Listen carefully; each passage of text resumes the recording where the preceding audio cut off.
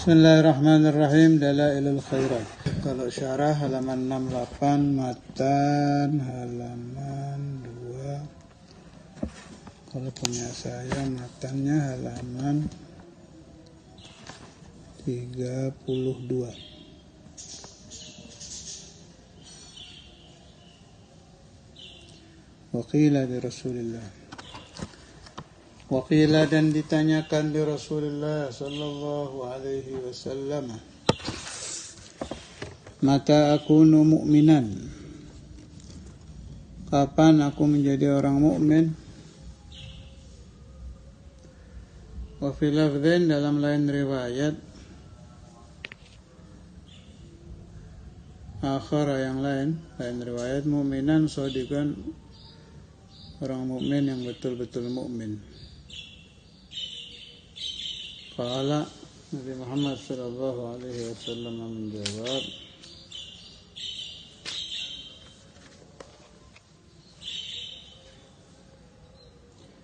idza ahbabtallaha, kalau engkau sudah mencintai Allah. Kalau membaca hadis itu harus difahami arti yang di dalamnya. Umpama seperti ini, idza ahbabtallah, maknanya kita disuruh belajar tauhid ini. Sebab mahabbah mustahil didapat sebelum ma'rifah. Ma'rifah mustahil didapat sebelum belajar tentang la ilaha illallah. Belajar tentang la ilaha illallah mustahil didapat kalau tidak mempelajari ilmu tauhid gitu. Jadi hadis-hadis Nabi itu begitu, lafadznya sedikit tapi maknanya dalam. Fakhila, ditanyakan lagi kepada Nabi, wa mata uhibbullah, kapan aku bisa mencintai Allah?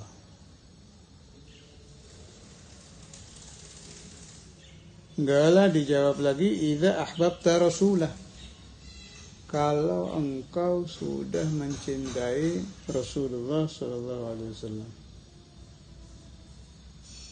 Nah, ini perlu dibahas sebentar ya. Ini apa hubungannya ini? Kita mencintai Allah mustahil kalau tidak cinta Nabi. Padahal Nabi Muhammad itu ciptaan. Allah itu pencipta. Kan ada orang-orang yang berpikir sampai jadi aliran juga itu. Maunya ke pencipta saja, ke Tuhan saja, tidak mau ke makhluk. Meskipun makhluk itu Nabi Muhammad sallallahu alaihi wasallam. A'udzubillahi minasyaitonir rajim. Bismillahirrahmanirrahim. Qul in kuntum tuhibbunallaha fattabi'uni ittiba'an yuhibbukum Allah. Ittiba itu mustahil tanpa mahabbah.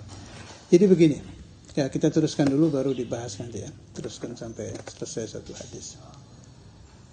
Wa mata uhibbullaha qala idza ahbabta rasulah, kapan aku bisa mahabbah kepada Allah Ta'ala? Qala, menjawab Nabi Muhammad sallallahu alaihi wasallam, idza ahbabta rasulahu, kalau engkau telah mencintai, sudah mampu, berhasil, lulus mahabbah kepada Rasulullah sallallahu alaihi wasallam. Faqila wa mata uhibbu rasulahu, kapankah aku bisa mahabbah kepada Rasulullah sallallahu alaihi wasallam? Qala idza taba'ta tariqatahu, kalau engkau sudah mengikuti jalan Nabi Muhammad sallallahu alaihi wasallam, wasta'malta, dan engkau telah memakai sunnatahu, sunnahnya Rasulullah sallallahu alaihi wasallam, wa ahbabta bihubbihi, engkau mencintai dengan cinta kepada Nabi. Maksudnya mencintai sesuatu dilihat dulu, saya cinta ke sesuatu ini, kema atau keman, ke sesuatu atau ke seseorang. Rasulullah sallallahu alaihi wasallam suka enggak kalau saya cinta kepada fulan? Abghadta bi bughdhihi, membencinya juga karena kebencian Nabi. Si fulan dibenci Nabi apa tidak ini? Kalau dibenci, saya ikut benci. Dicintai, saya ikut cinta. Jadi sudah tidak pakai pilihan hati lagi. Hatinya tidak memiliki pilihan lagi. Yang ada di hati mengikuti pilihan Nabi Sallallahu Alaihi Wasallam. Ini bacanya mah gampang, prakteknya ini waduh, butuh bertahun-tahun, butuh dituntun, butuh bertahun-tahun, butuh mujahadah, butuh proses. Wa walaita bi wilayatihi wa adaita bi adawatihi. Engkau bersahabat, engkau mencintai ya dengan cintanya Nabi, dengan persahabatan Nabi. Wa adaita engkau memusuhi bi adawatihi, juga dengan permusuhan Nabi sallallahu alaihi wasallam. Tidak pakai hawa nafsu lagi. Wa yatafawatun nasu fil imani ala qadri tafawutihim fi mahabbati. Jadi iman seseorang itu sampai di mana? Iman itu, makna iman di sini darajatul iman ya, darajatul iman. Sudah sering saya bahas kalau ainul iman la yazidu wa la yankus. Ya. Darajatul iman, samaratul iman. Ukurannya itu tingginya seberapa mengikuti ukuran mahabbatun Nabi sallallahu alaihi wasallam. Ya sudah begini, ini takdirnya Allah, tidak bisa. Enggak lewat sini enggak kira berhasil. Ada orang yang maunya serba Allah saja. Kalau ceramah, alhamdulillahirabbil alamin, shalawatnya hilang. Mau apa-apa makan, bismillahirrahmanirrahim, sholawatnya hilang. Melakukan apapun, Allah dipakai, tapi Nabi tidak. Itu ya, imannya tidak akan naik. Kalau dia mukmin ya. Kalau dia muslim ya apalagi, tidak akan naik ke iman. Wa yatafawatuna yakni fil kufur ala qadri tafawutihim fi buhri. Jadi kekafiran itu juga ada derajat. Derajat kekafiran itu juga tergantung bencinya ke Nabi seberapa ini. Semakin benci semakin kafir. Semakin tinggi darajatul kufur. Waliyadzubillah, na'udzubillah, tsumma na'udzubillah.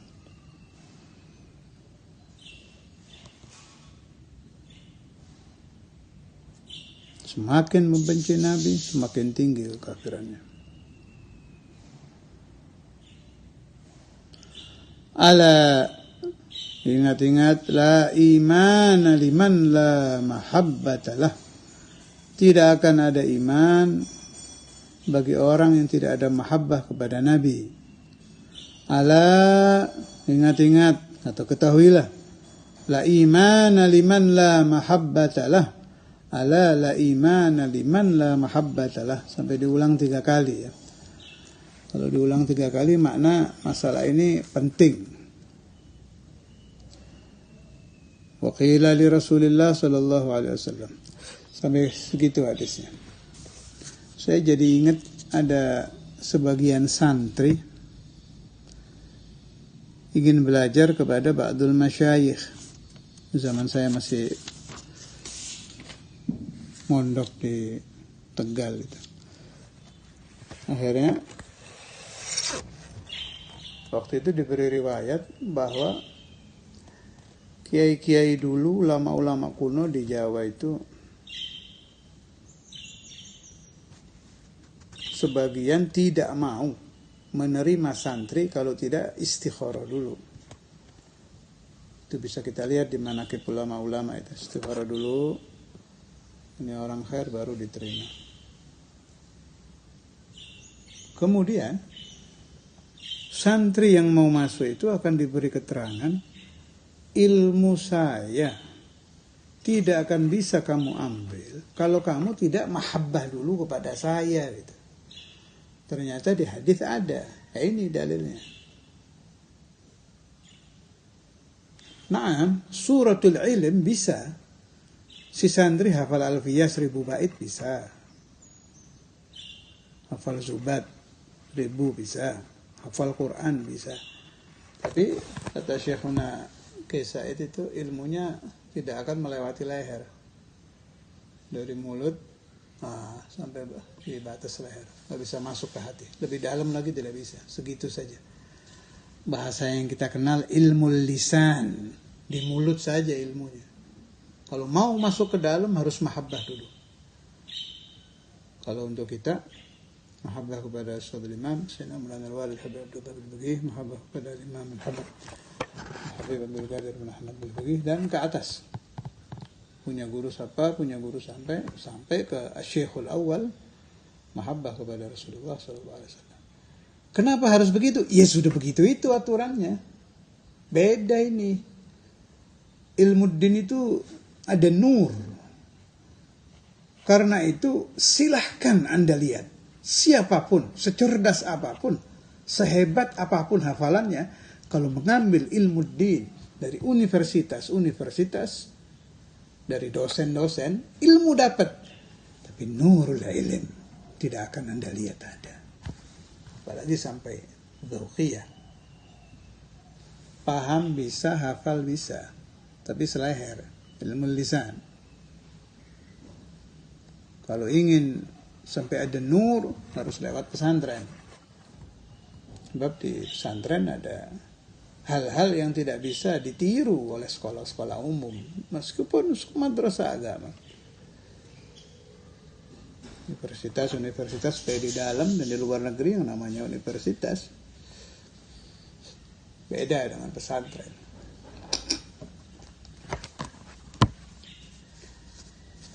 Sebab di sana tidak diajarkan.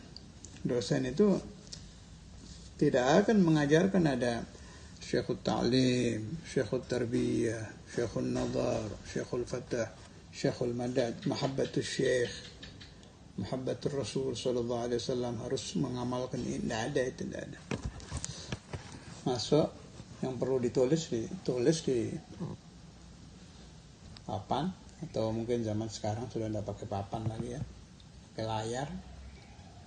Kemudian buka kitab ini, halaman ini sampai halaman ini, terangkan, paham, tidak paham, tidak ada urusan, pulang.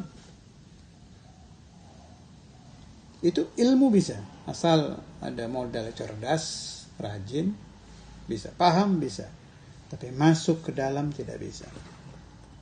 Ada lagi nasihat yang saya dapat dulu itu, kalau kita mempelajari babul wudu, setelah paham artinya ya, kemudian dipahami, kita harus mengamalkan. Setelah mengamalkan, baru kita akan mendapat nurul wudu yang masuk ke hati. Cahaya karena mengamalkan perintah Allah Subhanahu wa ta'ala yang namanya wudu. Itu pun masih muqayyad, harus ikhlas. Tidak ikhlas yang nggak dapat. Begitu juga semua amalan-amalan yang lain. Kecuali katanya ziarah ke aulia, apalagi guru ya, yang bukan guru saja itu katanya begitu kita sampai masuk ke makamnya para wali itu langsung mendapat nur dari si wali yang kita ziarah itu. Nggak pakai syarat-syaratan, duduk aja, asal mahabbah. Nah, itu asal mahabbah. Asal mahabbah. Akan mendapatkan nur. Kembali kepada kitab.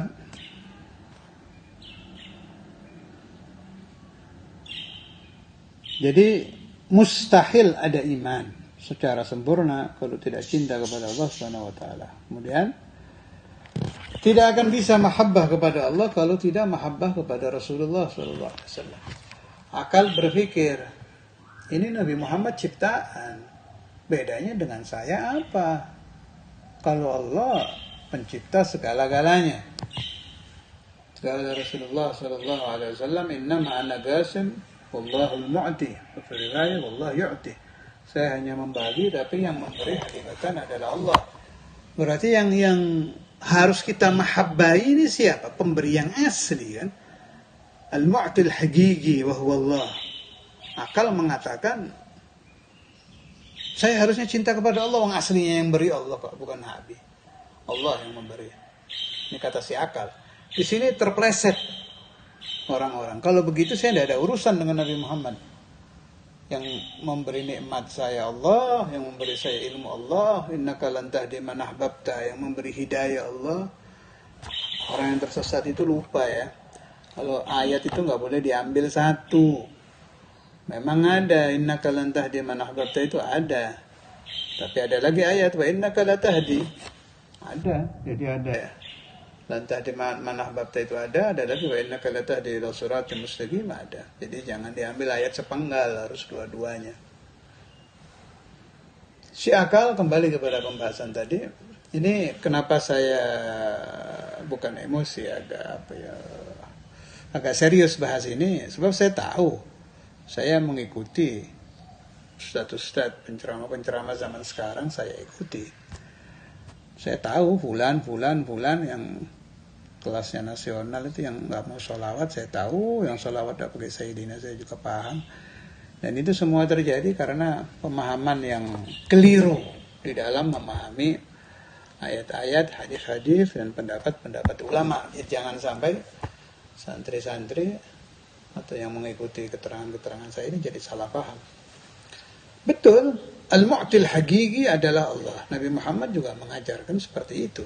Allahul mu'til. Tapi si pemberi ini, al-mu'til hakiki ini sudah membuat aturan, membuat keputusan. Kalau tidak lewat Muhammad tidak akan saya terima. Ini masalahnya. Jangan sampai salah paham. Tidak lewat situ, saya tolak loh. Dalilnya seabrek-abrek, mulai dari nahiyatus syukur, dari nahiyah laulaka ma khalaqtu, dan lain-lain, banyaklah dalilnya. Ini saya ambil khulasohnya saja.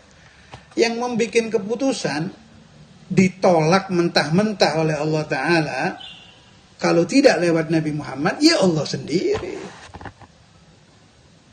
Saya bisa memahami ayat-ayat Al-Quran, memahami ajaran-ajaran Tuhan langsung dari firman Tuhan tanpa lewat Nabi Muhammad.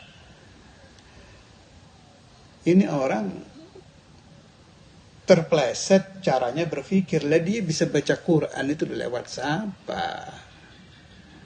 6.666 ayat Al-Quran turun lewat siapa? Naam, lewat Sayyidina Jibril. Tapi sampai ke Anda lewat siapa? Bahkan kita terikat wasitoh itu bukan hanya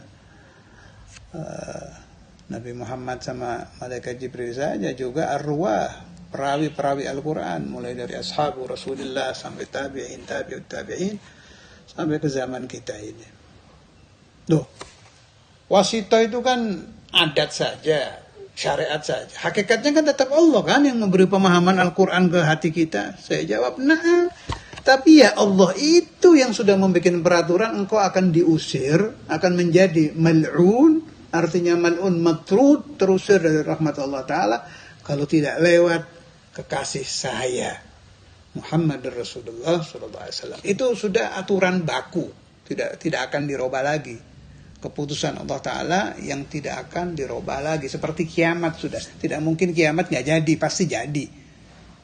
Allah Ta'ala akan menolak siapapun yang tidak lewat Nabi Muhammad SAW. Itu keputusan tidak akan berubah lagi. Sebagaimana tadi saya terangkan, seorang santri tidak akan mendapatkan nurul ilm, tidak akan mendapatkan ilmu nafi. Ilmu bisa, tapi bukan yang nafi. Baik nafi untuk dirinya, an-naf'ul lazim, nafi untuk dia pribadi, atau an-naf'ul muta'addi, kemanfaatan yang untuk orang lain. Kalau dia belum mahabbah kepada syekh, kepada guru dia, itu sudah sunnatullah yang berlaku seperti itu. Walan tajida sunnatillahi tabdila. Kalau engkau ingin mendapatkan suratul ilm, hanya butuh cerdas dan rajin. Tapi kalau manfaatul ilm dan nurul ilm, ini ada hubungan dengan yang namanya mahabbatus syekh, mahabbah syekhus syekh, gurunya guru, mahabbah ke guru-gurunya guru, sampai ke syekhul awal, mahabbah ke Maulana Muhammad Rasulullah sallallahu alaihi wasallam. Dan ini sudah nas, sudah seperti ini aturannya. Kemudian wa mata uhibbu rasulahu idza taba'ta tariqatahu wasta'malta sunnatahu wa ahbabta bihubbihi wa abghadta bibughdihi wa walaita biwilayatihi wa adaita biadawatihi. Ikuti jalan Nabi. Jangan ada pilihan lagi di dalam cinta, di dalam benci, di dalam memutuskan apa saja. Ini kira-kira menurut Rasulullah bagaimana?